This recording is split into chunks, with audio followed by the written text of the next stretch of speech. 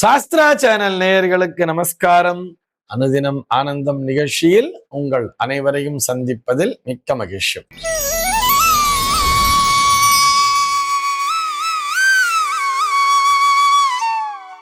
இன்று 26/8/2026 இந்த நாள் குறித்து பஞ்சாங்கம் என்ன சொல்றதுன்னு பார்க்கலாம் வாங்கோ. இன்றைய தினம் பராபவ வருடம் ஆவணி மாதம் 9ஆம் தேதி புதன்கிழமை. திதி பார்த்தோம்னா வளர்பிறை திரையோதசி திதி காலை 7:59 வரைக்கும் இருக்கு. அதனை தொடர்ந்து வளர்பிறை சதுர்த்தசி திதியானது வந்து விடுகிறது. இன்னைக்கு நட்சத்திரம் பார்த்தோம்னா திருவோணம் நட்சத்திரம் இரவு 12:45 வரைக்கும் இருக்கு. அதனை தொடர்ந்து அவிட்டம் நட்சத்திரம் என்பதும் வந்து விடுகிறது. இரவு 12:45 வரை, அதாவது திருவோணம் நட்சத்திரம் இருக்கின்ற வரை இந்த நாளானது ஒரு சித்த யோகம் கூடிய நாளாக இருக்கிறது. அதனை தொடர்ந்து மரண யோகம் என்பதும் வந்து விடுகிறது. இது போக பஞ்சாங்கத்திலே வரக்கூடிய யோகம் அப்படின்னு சொல்லி பார்த்தோம்னா இன்றைக்கு சௌபாகியம் அப்படிங்கிற ஒரு நாம யோகம் காலையில 7:55 வரைக்கும் இருக்கு. அதனை தொடர்ந்து சோபனம் என்கின்ற நாம யோகமானது வந்து விடுகிறது. கரணம் பார்த்தோம்னா இன்றைக்கு தைத்திலம் அப்படிங்கிற ஒரு கரணம் காலையில 7:59 வரைக்கும் இருக்கு. அதனை தொடர்ந்து கரஜை என்கின்ற கரணமானது வந்து விடுகிறது. இந்த நாளானது ஒரு மேல் நோக்கு நாளாக அமைந்திருக்கிறது. இன்னைக்கு என்ன ஸ்பெஷல் அப்படின்னு சொல்லி பார்த்தோம்னா இன்றைய தினம் ஓணம் பண்டிகை அப்படிங்கிறத கொடுத்திருப்பா. நம்முடைய கேரளத்து சகோதரர்களோடு இணைந்து நாமும் அந்த ஓணம் பண்டிகையை வெகு விமரிசையான முறையிலே கொண்டாடுவோம். அதை தொடர்ந்து இன்னைக்கு ரிக் உபா கர்மா அப்படின்னு சொல்லி கொடுத்திருப்பா. இந்த ரிக்வேதத்தினை பின்பற்றுபவர்களுக்கு இன்றைய தினம் அந்த ஆவணி விட்டம் சொல்லுவா தெரியுமா. ரிக்வேதத்தை பின்பற்றக்கூடியவர்களுக்கு இன்றைய தினம் அந்த உபா கர்மா நாளாக அமைந்திருக்கிறது. அது போக இன்றைய தினமே பஞ்சாங்கத்திலே ஹயக்ரீவர் ஜெயந்தி அப்படிங்கிறத கொடுத்திருக்கா. கரிநாள் அப்படின்னு சொல்லியும் கொடுத்திருக்கா. கரிநாள்னு சொன்னா சூரியனுடைய தீட்சண்யம் அதிகமாக இருக்கக்கூடிய நாள்.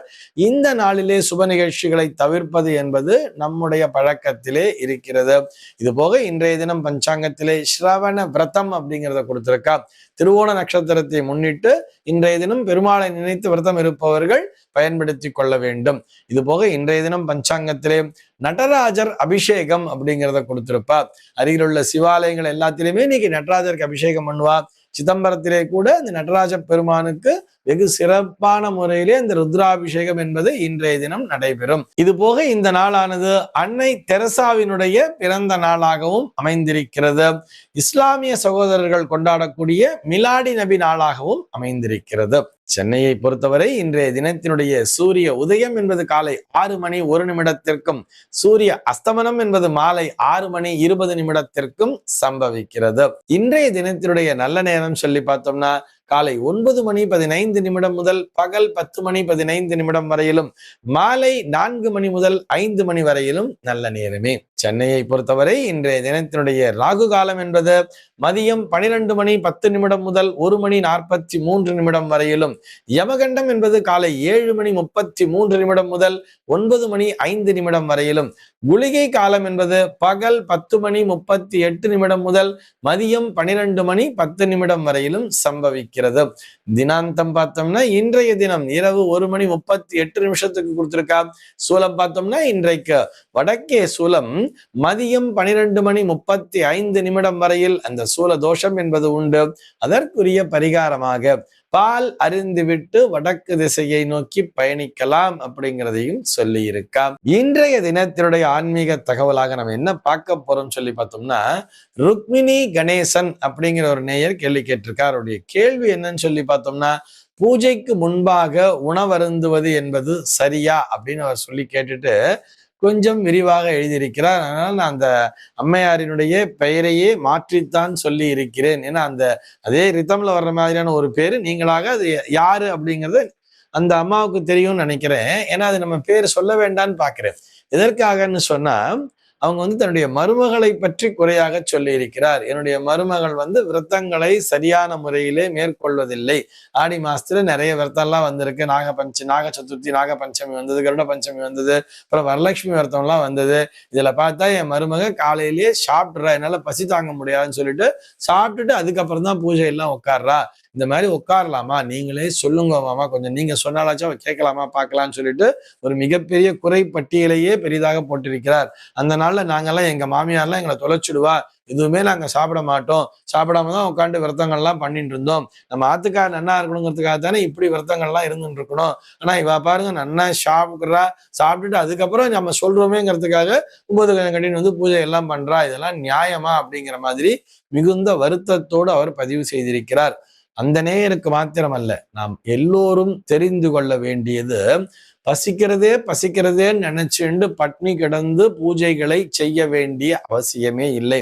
அந்த குழந்தை பண்ணதுல எந்த தப்பும் இல்லைன்னு தான் நான் சொல்லுவேன். இந்த குழந்தை என்ன, நீங்க சொன்ன மாதிரி பூஜையை பண்ணா, ஆனா கொஞ்சம் பூஜைங்கிறது கொஞ்சம் லேட்டா ஆறதுனால என்ன ஆச்சு, எனக்கு பசி தாங்கல, நான் சாப்பிட்டுட்டு பண்றேன்னு சொல்லிட்டு ஏதோ ஒரு உணவை சாப்பிட்டு விட்டு அவ சாப்பிட்டு அப்படியே தூங்கிடல. அவ என்ன பண்ணா, அடுத்தது அழகா நீங்க எப்படி ட்ரெடிஷனலா ட்ரெஸ் பண்ண சொன்னீங்களோ அது மாதிரி ட்ரெடிஷனலா ட்ரெஸ் பண்ணிட்டு பூஜையை தானே பண்ணா, நீங்க சொன்ன மாதிரி பூஜையை பண்ணிட்டா இல்ல, அப்புறம் என்ன கஷ்டம் உங்களுக்கு? முதல்ல ஒரு விஷயத்த புரிஞ்சுக்கணும், நம்ம பசிக்கிறதே பசிக்கிறதே நினைச்சுட்டு ஒரு பூஜையை பண்றதுல எந்த விதமான பலனும் இல்லை. ஆக சாப்பிட்டுட்டு கூட பூஜைக்கு முன்பாக உணவருந்துவது சரியான்னு கேட்டா சரிதான் என்றுதான் சொல்ல வேண்டும். அதுல எந்த தப்பும் இல்லை. அதுக்காக வேணும்னே சாப்பிட்டுட்டு தான் பூஜையை பண்ணணும்னு சொல்லல. விரதம் இருந்து பூஜை இருப்பதுங்கிறது நல்லதுதான். விரதம்னு சொன்னா என்ன அர்த்தம்? மன உறுதி, ஒரு மன கட்டுப்பாடு. எனக்கு அதே நேரத்தில் எனக்கு பசிக்கிறதுன்னு சொல்லிட்டு நான் போய் டிஃப்ரெண்டா சாப்பிட்றேன், நான் பூரி கிழங்கு சாப்பிட்றேன், நான் பிரியாணி சாப்பிட்றேன்னு சொல்லிட்டு சாப்பிட்டுட்டு வந்து அதுக்கப்புறம் உட்காந்து பண்றதுங்கிறது தப்பு. அந்த நேரத்துல என்ன பண்ணணும், ஏதோ பசிக்கிறதுன்னு சொல்லி வரும் பொழுது சௌமியமான உணவுகள், ஒரு பால் சாப்பிட்டுட்டோ இல்ல ஒரு பழம் சாப்பிட்டுட்டோ இல்ல 2 இட்லியை மட்டும் ஒரு பால் சர்க்கரையை தொட்டு சாப்பிட்டுட்டு கூட வயிறு பசிக்கல, ரைட், ஓகே இப்ப நான் எனக்கு வந்து எனக்கு வயிற்றுல வந்து எந்த பிரச்சனையும் இல்லைன்னு சொல்லிட்டு அழகா நிம்மதியோடு உட்கார்ந்து பூஜைகளை செய்யும் பொழுது முழுமையான கவனத்தோடு மனச்சிதறல் இன்றி அழகா அம்பாளை பிரார்த்தனை பண்ண முடியும் தானே. அதுல எந்த தப்பும் இல்லையே. அவ பசிக்கிறதுன்னு சொல்லும் பொழுது நீங்க என்ன பண்ணிருக்கணும், ஆத்துல பெரியவாளா இருக்கிறவா வந்து சாப்பிடாதேன்னு சொல்றதை விட பால் பழம் சாப்பிடுமா அல்லது ஒரு கஞ்சி சாப்பிடுமா அப்படிங்கிற மாதிரி கூட சொல்லி இருக்கலாம் அல்லவா. அதுபோல் சொல்லும் பொழுது அந்த குழந்தைகளுக்கும் அதனுடைய முக்கியத்துவம் என்பது புரிய வரும் அப்படிங்கிறதுக்காக சொல்லிக்கிறோம். ஆக ஏதோ ஒன்று வயத்துல வந்து வெறும் வயத்தோட தான், குறிப்பாக சுமங்கலி பெண்கள் வெறும் வயிற்றோடு பூஜை செய்ய வேண்டும் என்கின்ற அவசியமே இல்லைங்கிறது நம்முடைய சாஸ்திரமே வலியுறுத்தி சொல்கிறது. வயிறு காயக்கூடாது, அவர்களுடைய வயிறு என்பது காய்ந்து விடக்கூடாது. அவர்கள் நன்றாக இருந்தால்தான் அந்த குடும்பம், ஏன்னா ஒரு குடும்பத்தினுடைய முதுகெலும்பு என்பது இந்த குடும்ப தலைவிதான். இந்த குடும்ப தலைவியினுடைய ஆரோக்கியம், அந்த ஆரோக்கியம் கெடுவதற்கு என்றைக்குமே நம்முடைய சாஸ்திரம் துணை புரிந்ததில்லை. அந்த குடும்ப தலைவியினுடைய ஆரோக்கியம் என்றென்றைக்கும் சீராக இருக்க வேண்டும் என்பதற்குத்தான் நம்முடைய தர்மசாஸ்திரம் என்பது மிகுந்த முக்கியத்துவத்தை தருகிறது. ஆக என்ன பண்ணணும், இது ஆணாக இருந்தாலும் சரி, பெண்ணுக்கு மட்டும்தான் நான் சொல்ல வரல, ஆண்களாக இருந்தாலும் அவர்கள் ஒரு பூஜையை பண்றா, இல்ல ஆத்துல ஏதோ ஒரு விஷயம் வருது அப்படின்னு வரும்பொழுது பசிக்கிறதே நினைச்சுண்டு ரொம்ப பசியை அடக்கிண்டு, இல்ல உதாரணத்திற்கு இப்படி கூட எடுத்துக்கலாமே, ஒரு சுகர் பேஷண்ட், ஒரு வயசான பெரியவர் இருக்கார், சுகர் பேஷண்டா இருக்கார், அவர் அவங்க அப்பாவுக்கு அந்த வயசுலயும் சாதம் பண்ணிட்டு இருக்காருன்னு வைப்போம். ஆனா அவரால் வந்து காலையில ஏதோ ஒண்ணு சாப்பிட்டுட்டு மாத்திரையை போட்டே ஆகணும்னு டாக்டர் சொல்லியிருக்காருன்னு வரும் பொழுது அப்பாக்கே சாதமா இருந்தா கூட காலையில என்ன பண்ணலாம், ஏதோ சௌமியமான ஒரு உணவு, ஒரு கஞ்சிங்கிறத மாதிரி சாப்பிட்டுட்டு மாத்திரையை போட்டுட்டு அழகா அதுக்கப்புறம் ஸ்நானம் பண்ணிட்டு மாத்தியானிகம் எல்லாம் பண்ணிட்டு அழகா மாத்தியானிகம் பிரம்மயக்கம் முடிச்சுட்டு ஸ்நானத்தை பண்ணிட்டு மறுபடியும் மடி கட்டிட்டு அழகா அப்புறம் உட்காந்து சாதம் பண்ணலாமே, அதுல எந்த தவறும் இல்லையே. ஆக பசிக்கிறதே பசிக்கிறதே நினைச்சுண்டு அல்ல, அந்த பசியை அடக்கி கொண்டுதான் பூஜை செய்ய வேண்டும் என்கின்ற கட்டாயம் இல்லை.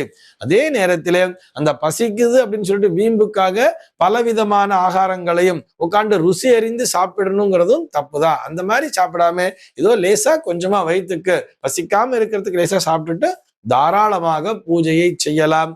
இதிலே எந்த விதமான தவறும் இல்லை. இந்த தகவலோடு இன்றைய தினம் உங்களிடமிருந்து நான் விடை பெற்றுக் கொள்கிறேன். மீண்டும் உங்கள் அனைவரையும் நாளைய தினம் ஒரு புதிய தகவலோடு சந்திக்கிறேன். அன்பர்கள் அனைவருக்கும் அனுதினமும் ஆனந்தமாய் அமைய பிரார்த்திக்கிறேன்.